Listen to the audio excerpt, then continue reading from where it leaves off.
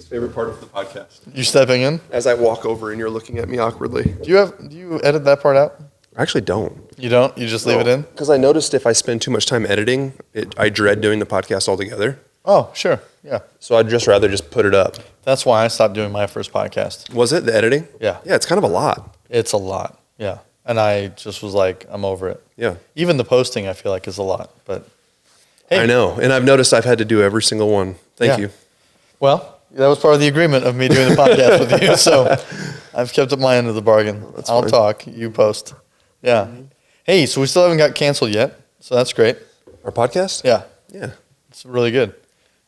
Why do you think we'd get canceled? I don't know. Oh, our last one. It got a lot of views. Yeah. Yeah. That was the best one we've done yet. Yeah. Shout out to Gerad. We take long breaks in between, so that way scarcity drives demand. Not anymore. Not anymore. Done with seminary. I'm graduated. College graduate. College grad. How do you feel? The same. No, I randomly hit a really busy season right when I graduated. Right. Which was kind of frustrating because I wanted to feel what it felt like to not be. But we've had marriage retreat. We've had all this stuff kind of compile at the same time. But I think I'll come into a season now where I can kind of feel like, hey, this is my normal schedule. I can kind of step back and not have the additional responsibility of writing papers and stuff like that. Start writing things for the church, building systems, things I've wanted to get to but haven't been able to. Absolutely. That'd be nice. Well, tell me about the marriage retreat. We've done it for 22 years. Basically, it's a time that we set a weekend aside, get together with our spouses and focus on our marriage, communication, areas that are struggling. Where'd you guys do it this year? Galena. Always Galena? It has been, other than 2 or 3 years we went to Iowa City. Okay. And we've done it every year consecutively other than COVID. Right. Which, I mean, COVID did disrupt any streak that anything. Put a little bit of a roadblock. Yeah. And then did you do the speaking this year, or how did that look? I did one session. Okay. Mom does a session, Dad does a session, and then we do like a Q&A. Yeah. And what did you guys each cover? I covered kind of an overview of what it means to be biblically masculine, biblically feminine in the context of marriage, and then also gospel conversations. So how to apply the gospel to your spouse, the wife being a helper to her husband, blind spots. Hey, how do you have that conversation? Right. In a spirit of gentleness and respect. And husband, how do you lead your wife well, lay your life down in the context of having a gospel conversation with your wife? So. And then what about your mom and dad? Mom's was more on communication. That was kind of the theme this year, was communication. So mom broke down some like different areas that we sin in our communication, defensiveness or blah, blah, blah. Oh, sure. Yeah. Then we break out with our couples and we talk about in our context, where we fail. And that's really the magic of the marriage retreat. Is that couples are having face-to-face time. It's the conversations that you're forced to have. Right. That no one really likes to have outside of, you know what I mean? Yeah. On a day-to-day basis with schedules and everything else. And then for you and your wife, what role has this played in your guys' marriage over? Oh, I think it's been huge. I mean, even this one, there's always something that pops up. Yeah. That kind of shows us an area that we're weak, that we need to work on, that we need to talk through, we need to repent of. Yeah. So, it's been amazing. I mean, it's kept our marriage strong, I think. It's one of the ways. Yeah, because it's kind of for you guys a checkpoint, right? Mm-hmm. Like every year. Yeah, annual checkup. And exactly. That's what it feels like. Yeah, that's great. That's kind of how we do our anniversary trips. Is it? Yeah. Have some intentional conversation? Right. Yeah. And we call them family dream sessions. So it's kind of an alignment of looking backwards, looking forward, asking what the Lord wants us to do.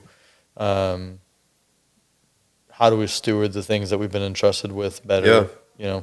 Things that we need to quit doing, things we need to start doing, stuff like that. Yeah, that's awesome, bro. Yeah.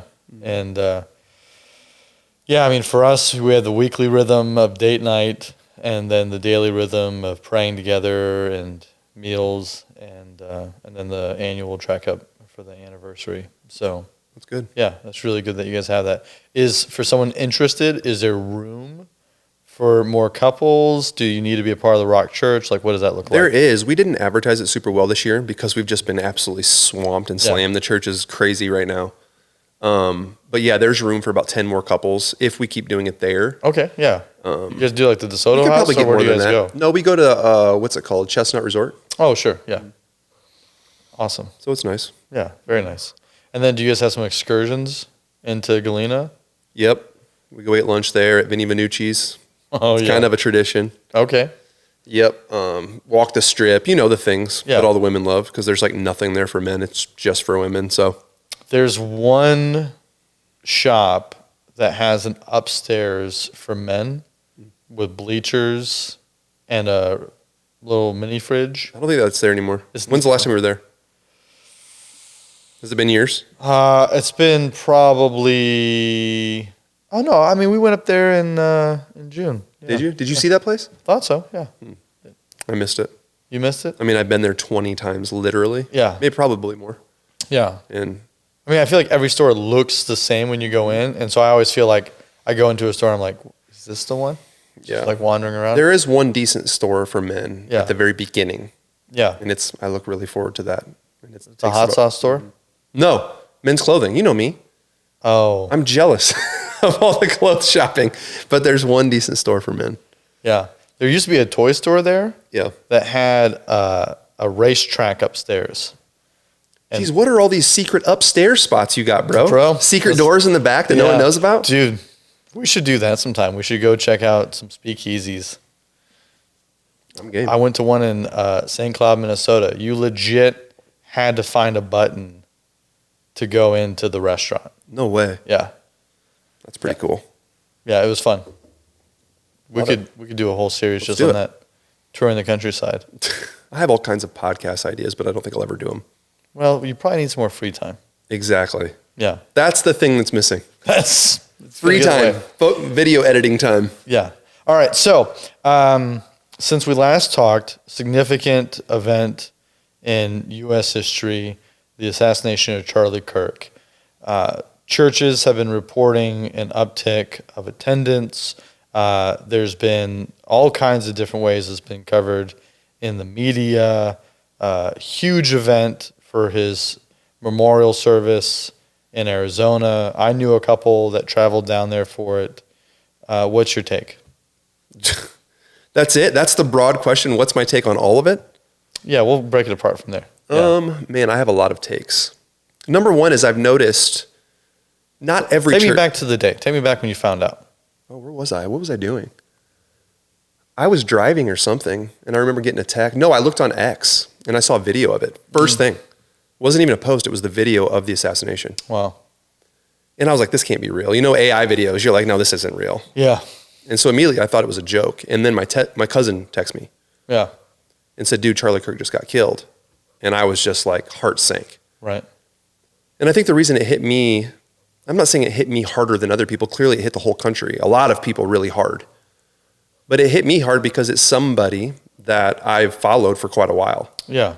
That felt like a kindred spirit. Right. That was willing to speak the truth with clarity, loved Christ, took his faith very seriously. Yeah. So, yeah, I just couldn't believe it. Were you like a big Turning Point USA fan, or more just like someone who was Just in Kirk. your algorithm and Yep. would watch his videos and stuff Exactly. like that? Yeah. Yeah. So how did you guys talk about it at church the following Sunday? What, you saw this, didn't you? No. I mean, I definitely used it because I didn't use it. It's what my people were thinking about. Yeah. If something has captured the minds of my congregation, I'm going to preach about it. Okay. It doesn't mean I'm chasing every headline, but Right. this one was big and you could feel it. And so I preached a pretty intense message. Actually, I preached an intense introduction. Okay. Okay. It was 15 minutes long. Yeah. Just the fact that he was a martyr for the Right. faith. Yeah. And that leftism in our country is evil and demonic. And it's starting to express itself more and more. Yeah. And that we can't be silent about it. Right. And currently I'm doing a series right now called Contend, and I'm going through the book of Jude. Right. And we're talking about, I mean, Jude's main premise of the book is, hey, contend for the faith. And then he breaks down what it is. Judgment's coming on these types of people, Right. right? Those who chase their own ungodly desires. And that is what Charlie did. Charlie was willing to sit there, right, in godlessness and fight for the truth of the gospel. Yeah. And he was martyred for it. Yeah, and I think that one of the things that has been interesting about the algorithm component of this whole thing is that it exposed a whole swath of our population who only saw videos of Charlie edited in such a way that he seemed misogynistic, racist, on and on, right? Yep. And then the other swath only saw Charlie contending for the faith, saying gentle things, being diplomatic, so on and so forth. And so then when it happens, you see both sides react to the version of Charlie that they saw in their feed. Mm. And they each couldn't believe that the other one was saying what they were saying because of what they saw.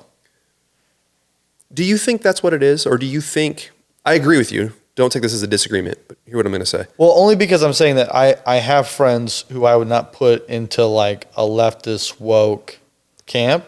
And they saw him as a racist? Yeah. What? Yeah.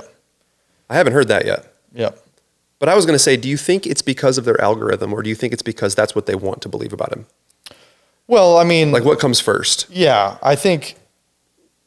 Well, that's a great question of algorithm, right? Is that we have this influence on us, and we've been seeing this now in increasing demand over the last 5 years of you are getting fed an echo chamber. Yep.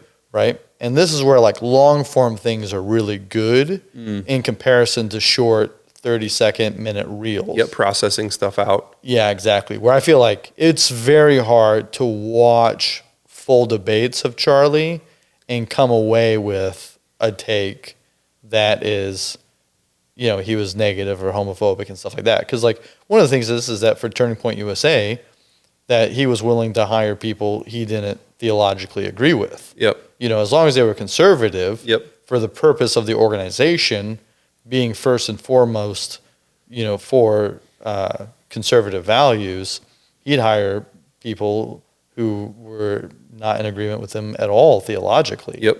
And so, well, that kind of makes it hard to say that he's any of these other things, right? Anyone that listened to the full context of any of those interviews Right. can clearly see he was not a racist. Yeah. But Right. again, the context that we live in, everything's racist. Say something bad about a black person at all without even using the term black. Yeah. Racist. Yeah. Or even if you say something good, then you're race baiting. I mean, you know, it's just like it's never kind of ending. this trap. Yeah. Yeah. Right. I mean, and he was pretty careful with his words.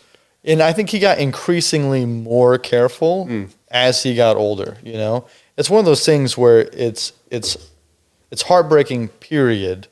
But then to imagine just the trajectory that he was on of like what could have been, you know? Yeah. Okay, so you have this introduction. Yep. You address the satanic nature of our culture. Yep. Do you continue to address it in following weeks? So I knew that it one was a and done? unique cultural moment. Yeah. You know, you hear a lot of the statistics right now, young men coming into the church. Right. The church is seeing an influx in attendance, Yeah. even though not every church. Not every church, and it was already starting before this happened. It was. Yeah. But I knew it was a unique cultural moment. Right. So I'm like, okay, well, how do I want to deal with this? And so I just decided to preach the book of Jude. Yeah. You know, outside ideology coming into the church, Right. false teaching. It just felt like a good parallel to the cultural moment. Yeah. And I didn't want to get wrapped into a bunch of topical messages because that's easy for my personality to do. Sure. It's like, no, let's just see what the scripture says here. Yeah. Because I think liberalism is basically following ungodly desires. That's what it is. If you break it down to its core, Yeah. that's what it is. Which, mind you, I wanted to say something on that point. I think that critical theory Yeah. has indoctrinated so many minds, even in the church. Like you said, you had friends that thought that way. There's no way they have not been indoctrinated Oh, sure. Yeah. by critical theory, seeing yeah. everything through the worldview lens of oppressed oppressor, Yeah, for sure. Yeah. measuring it by outcomes. This is just what our culture is What right equity? now. Yeah. Yep. So if you look at someone like Charlie, that, you know, if you say something against DEI, which he believed was racist, Right. and he mentions 4 black women, Right. and he says, hey, they didn't have the brain power to get into Harvard. He's not saying black people don't have the brain power to get into Harvard. He's saying that if you got in through DEI, That's right. Yeah. right? And so racist. No, guys, you have to think objectively. What is he saying? Well, that's, yeah, because now the question is like, should there be a bar of entrance to anything? Right. Right? And what that bar of entrance should be? Yep.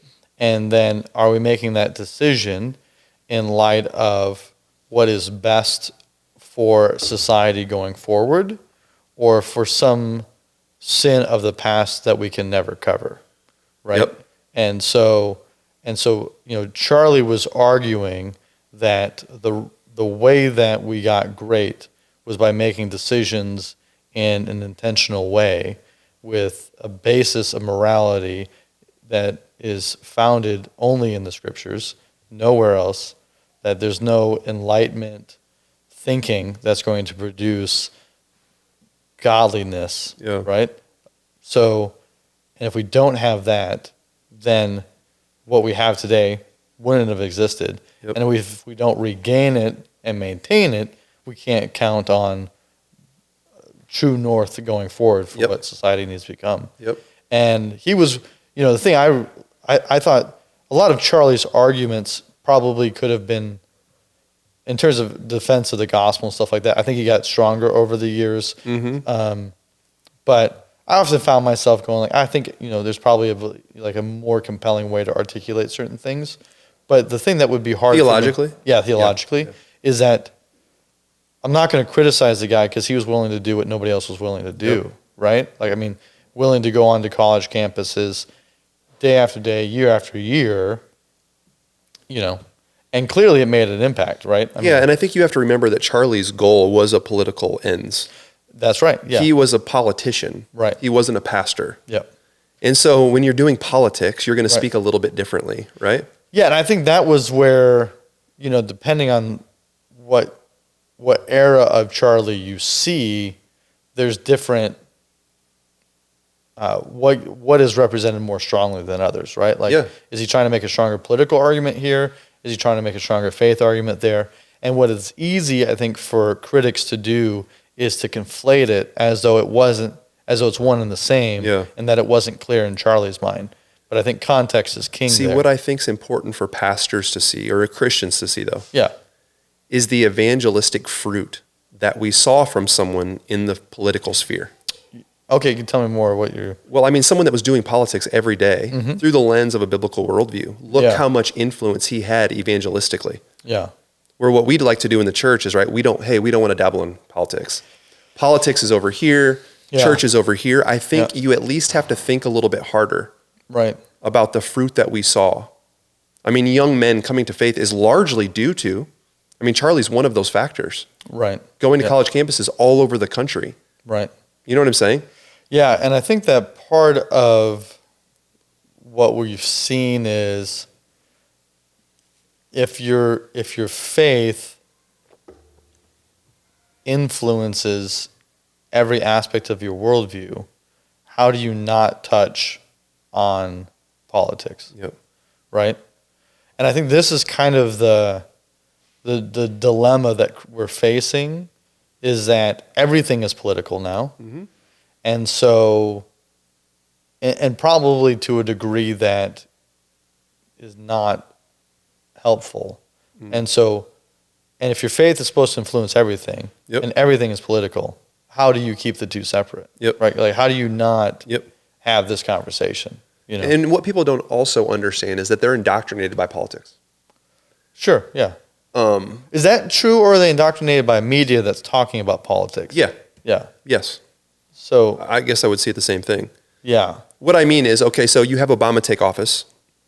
You see this influx, right, at this moment. And I don't know when it started. I don't know the dates and everything. I'm not a historian in this regard. But you see this influx in race talk. Yeah. Then you see it come through the media consistently. Right. Right? Then in the Biden administration. Yeah, there's a significant uptick in 2012, I think, is so you're at the first term, second term. Yep. Yeah. Which is critical theory stuff. Then you've got gender ideology that comes out of critical theory. Yep. That hits big in the Biden administration. And this stuff is all pushed through media. Yeah, and transgenderism particularly during that time. So what I'm saying is that comes politics. Yeah. Well, it's actually kind of academia. Oh, yeah. It's always politics, it's always flowing down from academia. And it flows down into culture. Yeah. And the thing is, as a pastor, what I don't understand that other pastors don't see, maybe they aren't talking to their people. Mm. It has affected my people. Yeah. And once it's affected my people, I'm going to preach about the thing. I'm going to talk about it. Right. Well, and I think this is where what's the responsibility of the pastor helping his congregation have a biblical worldview, right?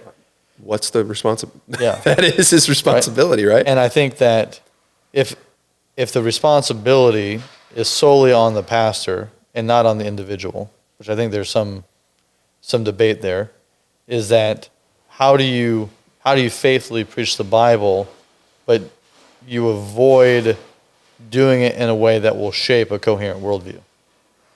Instead of a political worldview. Right, yeah. You don't want your church to see the world through the lens of the Republican Party. Exactly. You want them to see it through the biblical lens. Yeah. Which if it falls more Republican, so be it. Yeah, and I think, we live in a two-party system, right? So it's hard not to have that. Yeah. I think this whole But even like the Republican Party is an interesting place, right? Because like there's a lot of Democrats in the Republican Party now. Yeah, it's more liberal than it used to be. Exactly. Yeah.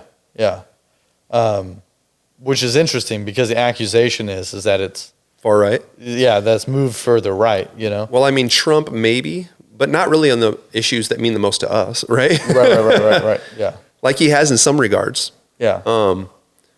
But what I think this whole event has done, what I think COVID did, BLM did, Charlie Kirk did, is it keeps sifting the wheat. Right. It keeps showing and exposing institutions drift left. Churches historically drift left. Yep. Churches very rarely drift right. Well, yeah, I mean, it's hard to drift more conservative. Yeah, especially in a culture that's moving more left. Yeah. Well, I mean,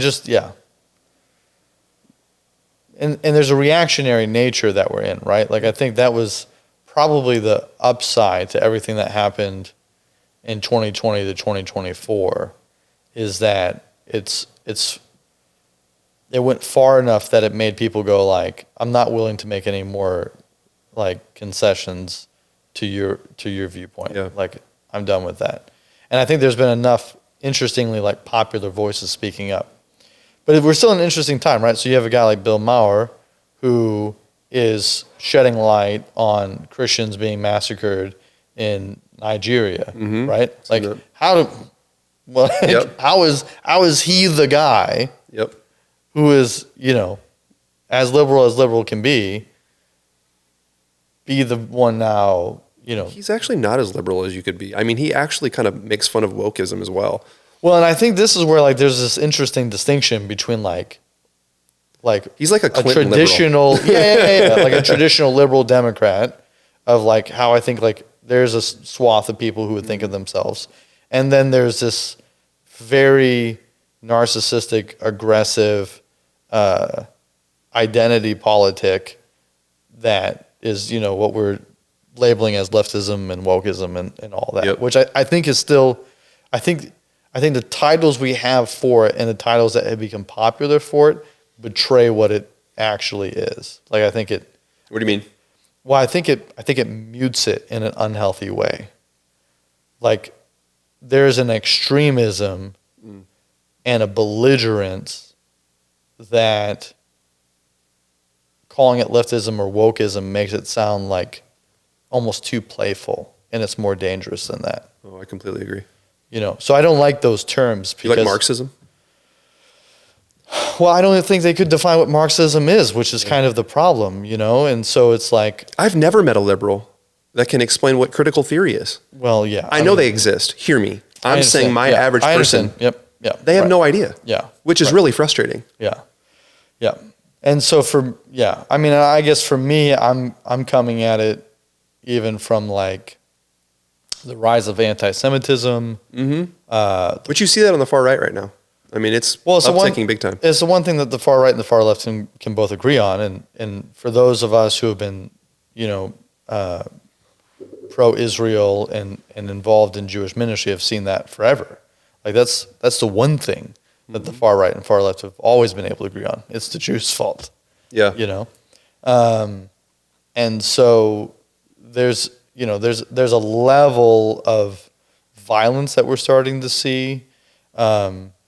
Against Jews, you're saying? Against Jews, yeah, but also against other people as well. I mean, I think Catholic church shooting in Minnesota with the school children. That was horrific. So it's playing out, right? So it's bizarre for the group that calls everyone a fascist to be acting in the most fascist way.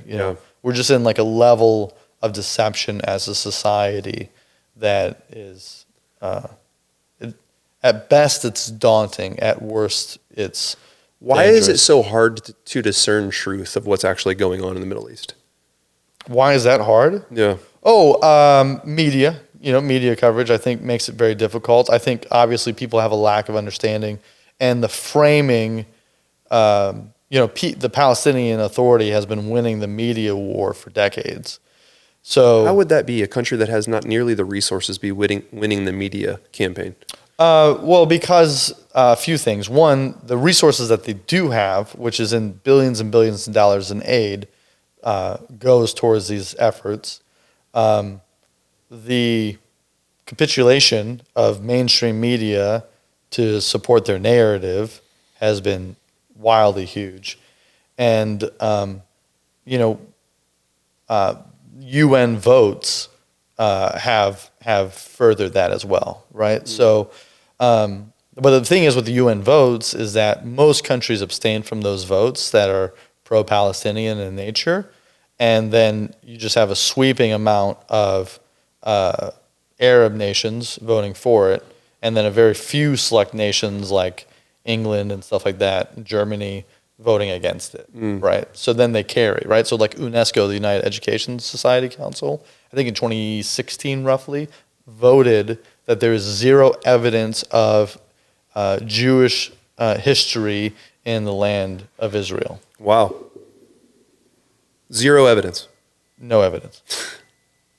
Right? Which is like, and it's like, how is that even possible? Yeah. Like, any junior archaeologist could tell you there's so much evidence, right? And then you look at how the vote went down, Mm-hmm. But what gets blasted out then in the media is, there's no evidence of Jewish people in the land, right? I think the framing of it being an apartheid, is part of it, because people gravitate towards the simple in messaging, right? So what they can get their head around, that's what they're going to tend to resonate with. Well, that's actually a theory, though. The simplest explanation is typically the truth. What's that called? Occam's razor. There you go. Yeah. It's a mental model. And then there's also the crooning or Kruger-Dunning effect, I believe is what it's called. Dunning-Kruger effect, yep. Dunning-Kruger effect, which is when people know less, they think they know more, and then the more people know, the more they realize that there's even more to know. Yep. And so we have a lot of those two things, I think, taking place. Oh, bro. The amount of Jewish experts that have come through my church is pretty interesting. How many experts? I'm Joe. I mean, there's probably been like 4 of them. Okay. People that dive deep into this. Yeah. Yeah. And I mean, I've gotten in trouble for not being pro-Israel enough. Yeah. I've gotten in trouble for not being anti-Israel enough. Yeah. And it's like, stop. Yeah. Like, I feel like I'm not the dumbest person in the world, and I know what I don't know. Yeah. Yeah. And I have a hard time sifting through the media, what's true, what's not true. Right. Did Israel, bomb Palestine this time because they were responding to something? Right. Because the media is telling me they didn't. They just bombed them. And I'm like, how am I supposed to know? Right. Yeah. So sometimes the wise thing is to like shut up till you do know. Well, there is something about that, right? That, it's better to be silent and be considered a fool than to open your mouth and remove all doubt. So. Yeah. Well, on that topic, to be honest with you, it's confusing to me. Yeah. And I think that, just recently I've, because of the ceasefire, the conversations have ticked back up for me. But, when you look at the fact that Hamas, this is something we should talk about sometime in the future. We don't need to continue this anymore, but the mission organization that I serve on the board of Life Messiah, we just premiered our movie about October 7th. Like full 2-hour feature-length documentary. Which was the movie theater terrorist attack, basically, from Palestine that kind of started this whole thing? Is that what October 7th was? Yes. right? Is that right? What it was? Well, it was more. It was a music festival. Music festival. Yeah. I just didn't remember what the event was that they attacked. Yep. And then multiple cities and villages. Yeah. Right. I knew it was bigger. I'm just saying that was the scene that everyone remembers. Yeah, it was music festival, which was kind of like the Nova Music Festival is kind of like the equivalence of Burning Man in Israel. Okay. It's out in the Negev and the wilderness and long. And, Yep. And so in the movie, our executive director interviews two survivors, a soldier's widow, an Arab theologian who's pro-Israel, and then a younger lady who had been very strong in the movement of social justice for Palestinians and has come away from that movement seeing some of the misinformation that is presented there. So, and then also like did some filming at Columbia during their protests. I mean, this stuff was super organized, man. Like across the nation. Interesting. Like really, really crazy dangerous. But like clear marching orders for people. But then when like if somebody would interact, like and they're chanting from the river to the sea, Palestine will be free. They don't know what river. Yeah. They don't know what sea. Yeah. They don't know that it's the Jordan River. They don't know that it's the Mediterranean Sea. Yep. They don't understand that means that Israel will not exist. That's what the chant is for. Is that's the stated goal of both the PA and Hamas is the elimination of Jewish people, not from the land of Israel, but from the face of the earth. Yeah. Did you see Charlie Kirk's text message thread? No, tell me about this. So it came out on X, and it was basically that he was frustrated that some of his Jewish donors were threatening to pull funding if he platformed Candace Owens. Right. I don't know if you saw this or not. I've seen some of Candace Owens stuff, and I thought we would get into that. Yeah. Which is wild. Well, they're called blood libels. I mean, my gosh, bro. She has went so far. Yeah. So far. But this text message thread seemed real, and it got confirmed by other sources. Yeah. And Charlie said, I'm sick and tired of being basically manipulated by Jewish authorities. Yeah. Or funders. Right. So that's what's interesting to me, right? Theologically, I know we see this a little bit different, right? I'm always hesitant to say, hey, they are innately more good than Palestine is, because I do think they reject the Messiah. I think they're not saved in my mind right now. Right. I don't think any ministry worth its salt would say that the chosenness of Israel is the equivalence of salvation. Okay. That chosenness is a blessing that they inherit, but that if they're going to spend eternity, that they need Jesus. Right? Okay. And that's why these ministries exist, like Jews for Jesus, Chosen People Ministries, Ariel Ministries, Life of Messiah. That's interesting and good to know. But the reason I say that, though, is like when I'm looking at this, Israel's not beyond making a mistake or sinning against Palestine. Oh, sure. Yep. Yeah. And I think that, this is a mistake some people fall in, is that they feel the need to be an apologist for Israel on every decision. It's like they can do no wrong. The government There's these kind of Christians, and there's a lot of them. Oh, yeah, for sure. They can do no wrong. Yep. And I'm like, okay, well, that's not true. Yeah, right.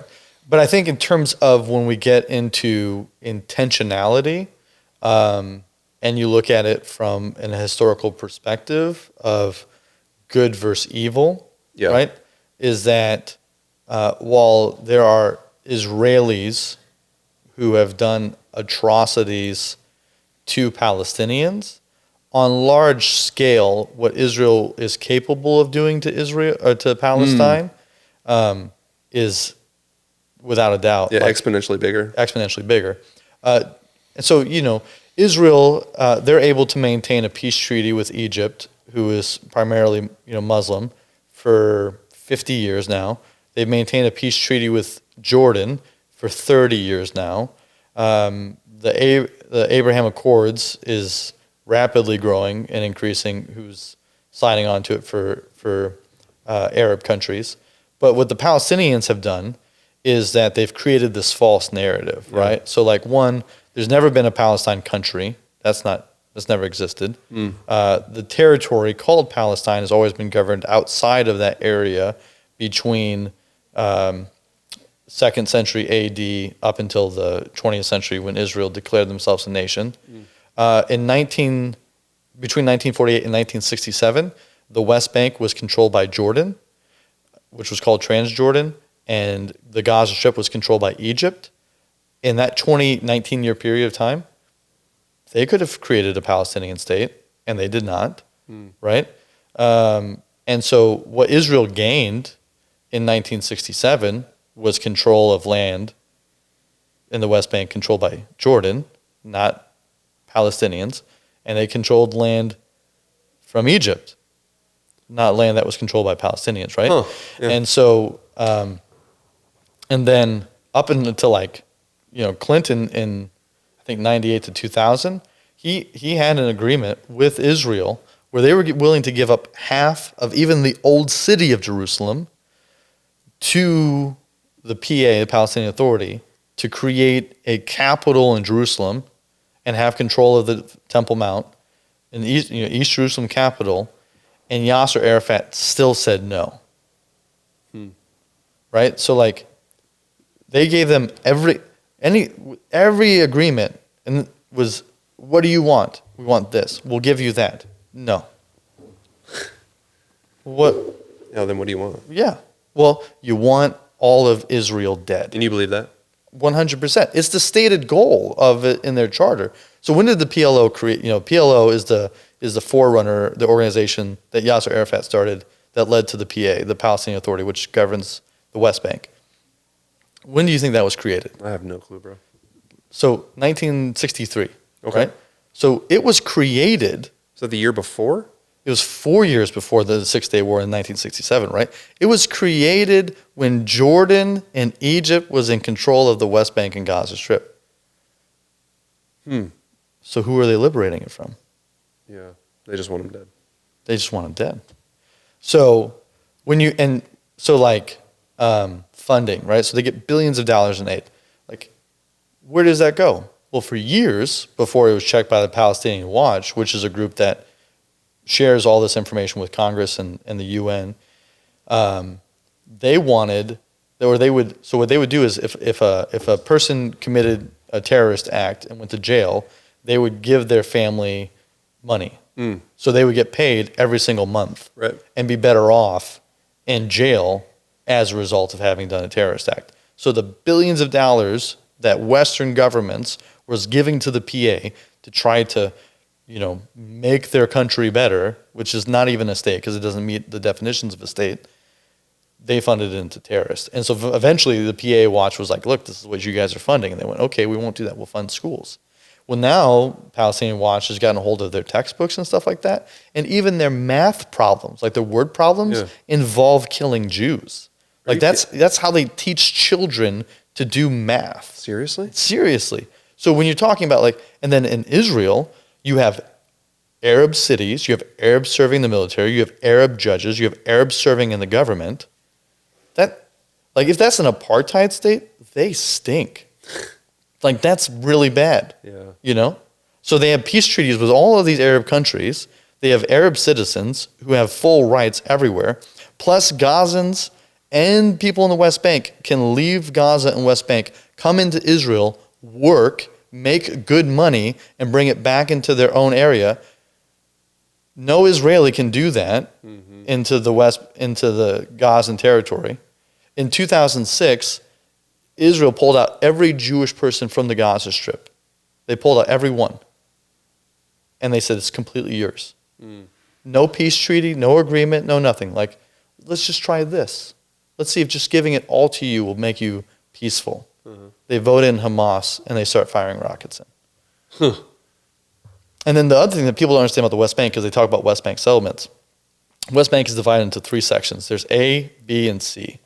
A sections are governed by Palestine and policed by Palestine.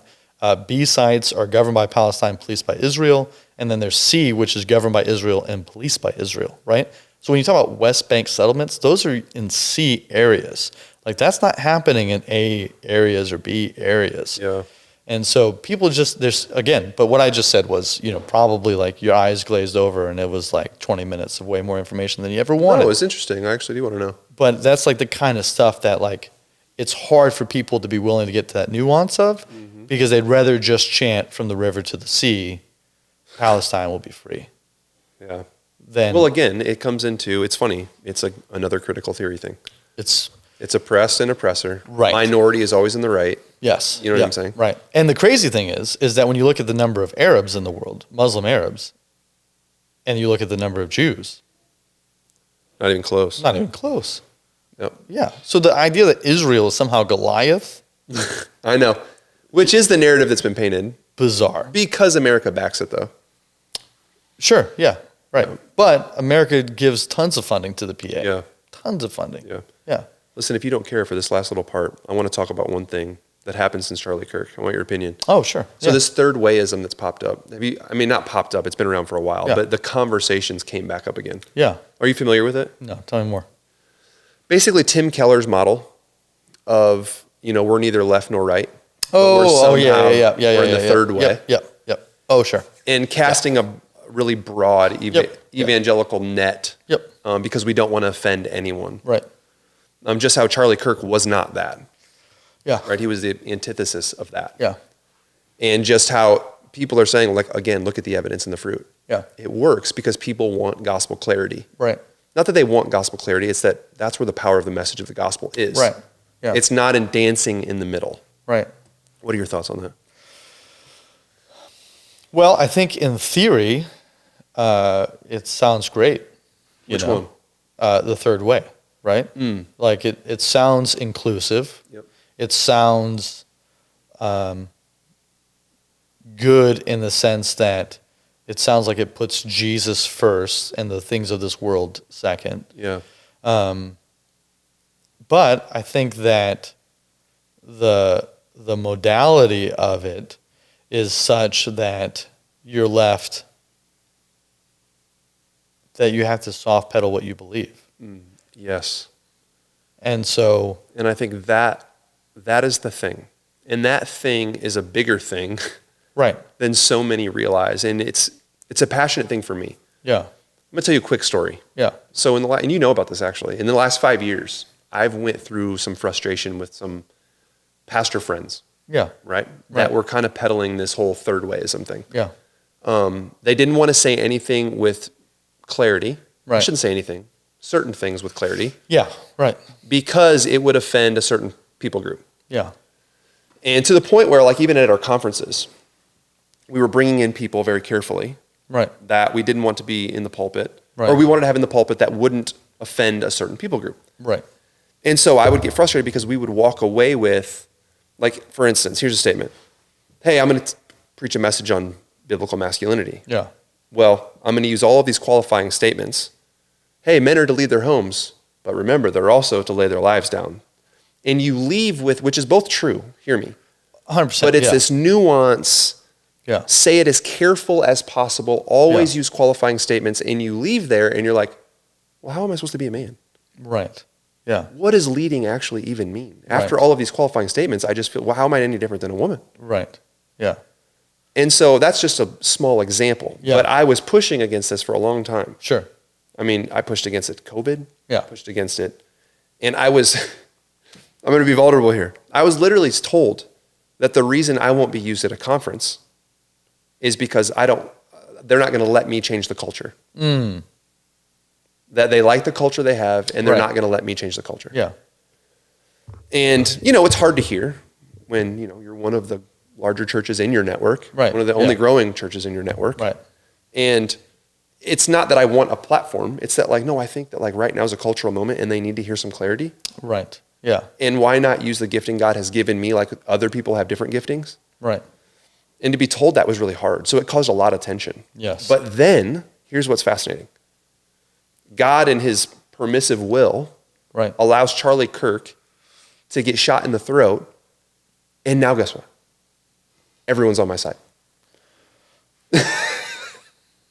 Yeah. And this, my pride, my flesh, wants to hold a sign up. And go, I've been here the whole time. I've been here the whole time. Yeah. please say sorry to me. Right. Yeah. And I'm not. I haven't. I'm telling you this as a friend. Yeah. And your mom. And people in mom watching. But do you know how hard that is? Well, it's very hard. Yeah. And I think that, the Lord clearly wants to use it in your life, right? In terms of there's a process of humbling that we're always being taken through. Yep. And I think that nuance is very important, and I think clarity is very important. Yes. How do you marry those two? Yeah, that's a great question. So I think that nuance is being able to say precisely what you mean and what you don't mean. Clarity is being able to start with, this is what I believe. Now let me give you the nuance of what I believe and don't believe. And let me say you once again at the end, this is where I land, right? So I'm going to tell you where I'm at. Yep. Let me tell you why. And then let me tell you once again, this is where I'm at. And so. But here's where, let me use an example. Okay, so you and I would both agree that homosexuality is blatantly an evil sin. Yeah, I mean, it's clear throughout the scriptures from Genesis through to the epistles. Right? What damage is there from the pulpit when your primary role is to disciple your church? Right. In saying, hey guys, homosexuality is a blatant evil and sin. Yeah. Right. But what I mean by nuance is this. Like, hey guys, like homosexuality is a sin, but so is looking at porn. And so we start, again, qualifying. Right. Yeah. We put everyone under the blanket of, which is true. Right. But by the time you leave, I don't feel like there's a homosexual that's convicted. Right. Well, you may not have any homosexuals there to be convicted. Maybe not. Yeah. But and this is where I think like people like Christopher Yuan, Rosaria Butterfield have been very helpful. Very helpful. Rosaria has been great on this topic. Yeah, to come in, speak with clarity, and make sure that people who are soft-pedaling these positions or taking the third way and not being clear, they've been willing to say, like, this is why this doesn't work as a defining adjective. You know, to like say I'm a gay Christian. Like there is a very that side clear B, opposition that's to where, these viewpoints. But that's where this third wayism drifts to. Well, that's and that's this what I'm side saying B is that Christianity, this soft, and you end up drifting left, which was my argument to these people. Right. Hey guys, like I'm noticing trends here. The people we're inviting, the way that we're delivering the message, like I'm noticing something. Right. And this is where I think there's a difference between sensitivity and nuance, right? Because sensitivity is we're not willing to say the hard thing. Yeah. Nuance is I'm going to say the hard thing as clearly as I possibly can. I'm going to explain it. Yeah. And I think that we mistake the two, and our proclivity in that third way is towards sensitivity. Yeah. But I think and obviously everything is reactionary, right? Like we're all reacting to something else. Is that there is the stereotype, and it's a stereotype because there's enough people doing it, of the preacher who has zero nuance, right? They just have blanket statements, right? Yeah. And they say it in a belligerent way that does make it harder to have clear gospel conversations, And I think that if the goal is to be offensive and present the gospel clearly, you nailed it. And see, that's the thing. What is your goal? That is so important. Yeah, right. Because I'll be honest, when I say something blunt, which I do intentionally, which is written down in a manuscript where I'm calm, right? It's planned. Yeah. But my goal is I don't want cultural norms to affect the souls of my church. Sure. And so certain to a degree, right? Because obviously, like when you say cultural norms, there's a secular cultural norms, right? Yeah. Well, and within that, even a section of morality, right? You don't want culture's morality to be your church's morality. Exactly. Right? Yeah. And so you say hard things because you don't want if sexual promiscuity, right, or immodesty in women becomes the norm, right, which I've watched happen for years. You and I both have, right? It's become the norm. So I will intentionally say a somewhat very clear, harshish statement because I want my people's ears to perk up. I love the way that was the best sentence of the whole podcast. Yeah, that was great. Yeah, thank you for that. Yeah, but at the same time, I don't think But you want to say it so that way you're forcing a reaction, right? Yeah. I want conviction. Yeah. Because the Holy Spirit convicts, and the truth of God's word convicts. Yeah. If I say it in such a careful way, it brings no conviction. Right. And they walk away like, oh, maybe I should dress more modest, right? Right. Well, and then also if you put too many qualifiers in, then you're not understood. And there is a responsibility on the preacher to speak with clarity. Yeah. I think you have to match the tone of the text as well. Like sure, I brought up that I'm yeah. preaching through Jude. Yeah. Dude, do you know how brash and straightforward about the warnings of the judgment of God? Right. Right. And the fire and the that's a fire and brimstone message. Right. Yeah. And this is it's exhortation, right? So when you're thinking about, there are passages for encouragement, there's passages for instruction, 100%. there's passages for exhortation, right? And so you got to know, okay, this is an exhortation passage, and so the emotion with which it is written is the emotion with which I need to deliver this. 100%. If you read the book of Jude, it opens with, hey, brothers, remember what the apostles taught us. Right. And it starts with this encouraging, remember the gospel. Yep. Then it goes into, holy smokes, dude. Right. I'm scared to be ungodly. Right. Wrath and justice. And right? And then it ends with a doxology of this comfort in the gospel. Right. And I think that that's what's missing in American culture preaching is like, hey, we're really good at the lovey-dovey stuff. Yeah. We're really good at making you feel good. Right. Why can we not put that, you know what I mean, the wrath of God, the judgment of God, the fear of God in people? Well, and it is there, right? I think that, like Wretched Radio specializes, in this stuff. And I think that, again, that's where it's like, okay, but I'm not trying to I'm not trying to find my identity in a movement in Christianity. I'm trying to find my identity in Christ, and I'm trying to be faithful to the scriptures. Yes. And if you want to throw me into one of these categories, that's it. That's on you. That's it. But this is what I'm trying to do. But my argument is what's missing. Right. Where people are not being faithful to the scriptures. Right.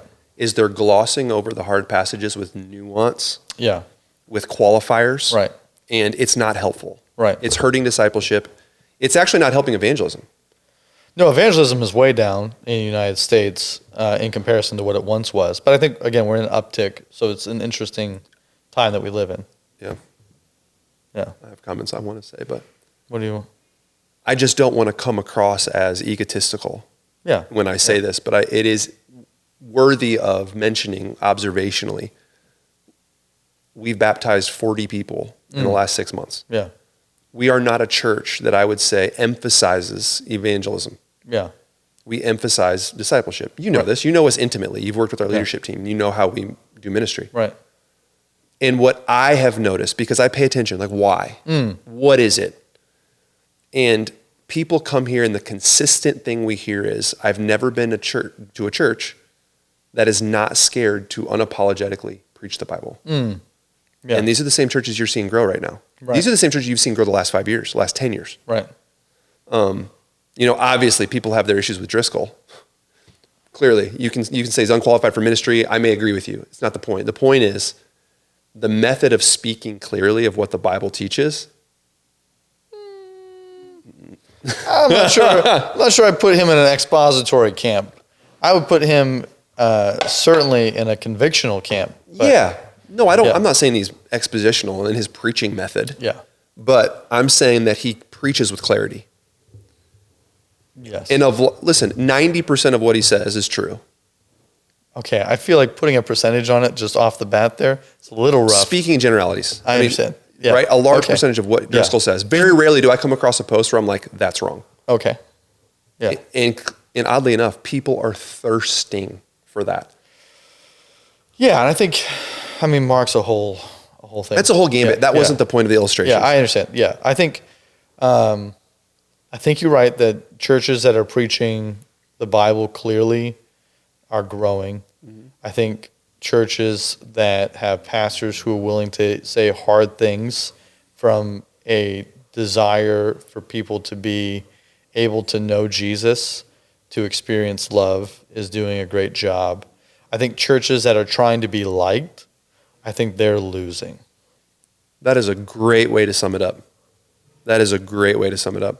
oddly enough, chasing being liked doesn't really work.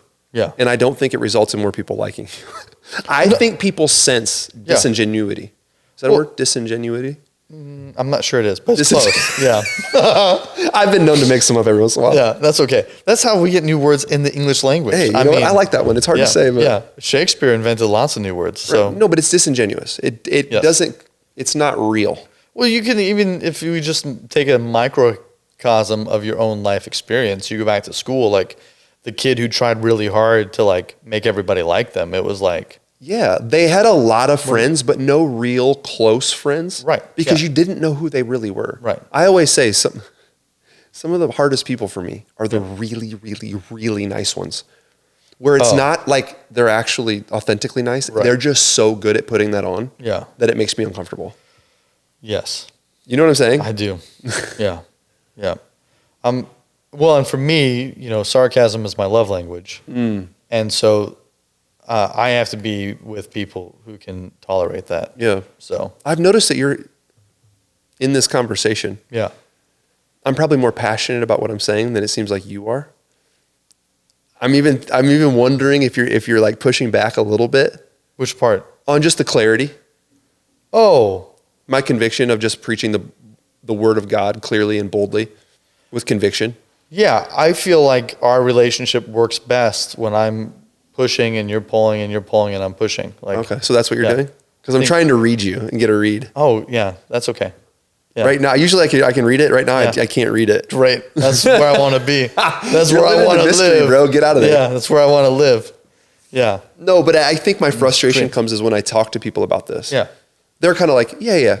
Okay, yeah, it's important. Right. I think it's more important than that. Yeah.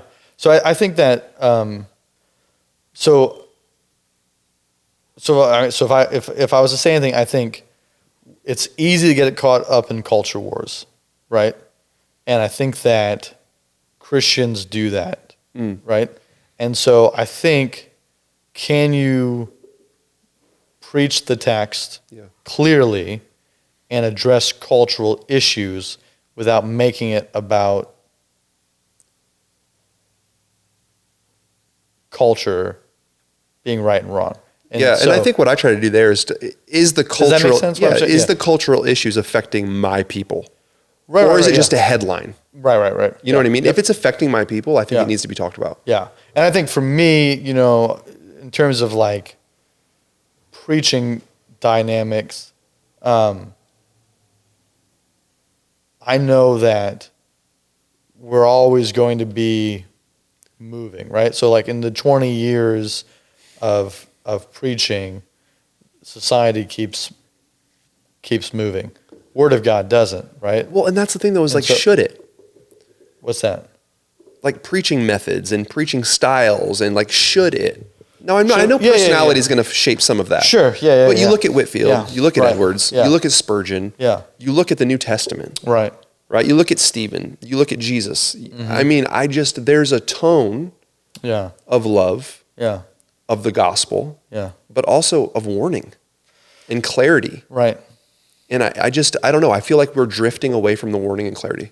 Well, and I think this is where, like, when you look at one of the misunderstandings of the texts is to think that all prophetic work is forward-looking, where a lot of prophetic work was calling back, right? And I think that for you, in the journey that the Lord has had you on, where you've grown up in the church as a preacher's son, you've had your prodigal phase, and then you've come back. And even in coming back, you've become increasingly more conservative as you've become more grounded in the text.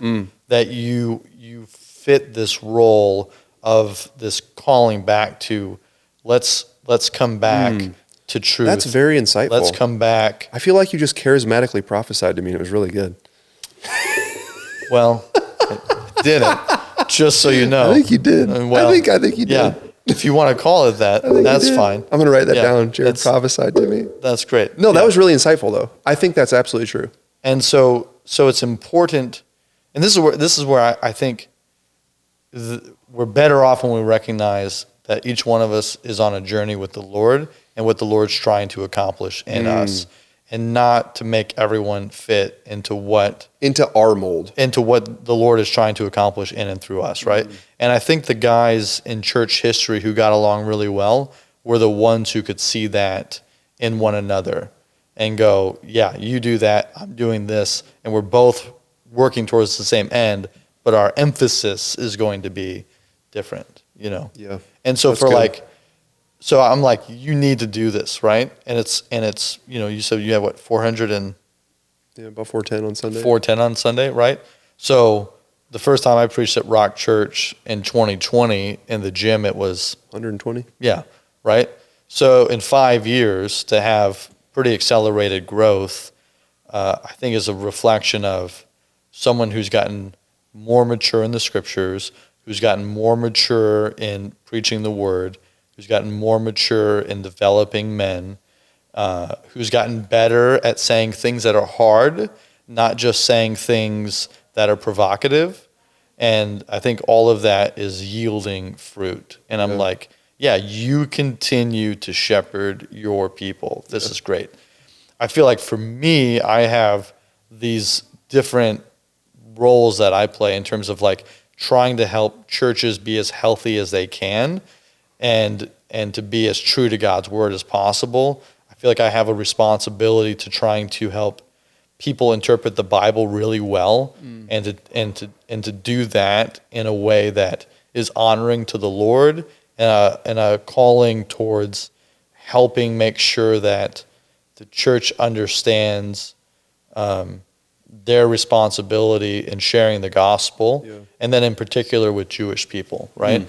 And so, and then from, you know, so the two things I do is I coach and I teach, right? And so then it's pressing in on those things, right? Because I've been a part of situations where people chose expedient paths forward, not the Lord's path forward. And it created havoc and destruction. And so I feel very passionate about trying to help churches, even though it may not be expedient, to do what is biblically sound. Yeah, you know? That's good. And so, but in terms of like, but I'm not in the same seat that you're in, right? In terms of responsibility right now. So I think that fluctuates some of this conversation. Yeah, I think the last thing that I would say on that, and I completely agree with you, I think people's different, you know, giftings and personalities has to come into effect. I know, like, no one can be me, I can't be you. Yeah. We're not going to be able to, like, put on some kind of mask and become someone we're not. But I do think no matter your temperament, no matter your gifting, my main argument is that we live in a culture that has dumbed down the scriptures. Oh, yeah, for sure. And Christian biblical ethics is at an all-time low. And there it is. There it is. So this frustrates me to no end, is that for most Christians, they think that biblical ethics begins and ends with love your neighbor as yourself. 100%. Or be nice. Kindness. Right. It begins and ends with kindness. And kindness is even, like, we're not even talking about the Bible anymore, right? Like, I know. Yeah. Like, obviously the Bible, like, kindness is a fruit of the Spirit, but in terms that's of... how like, they define love, though. Love is kind. That's what that is. Right. Love is kindness, and so therefore be kind to others, you know. And in biblical ethics and biblical morality, that there is greater depth there than that. Yeah. And so we've got to get, and this is the whole argument, right? We have to get people off of milk and onto meat. Yeah.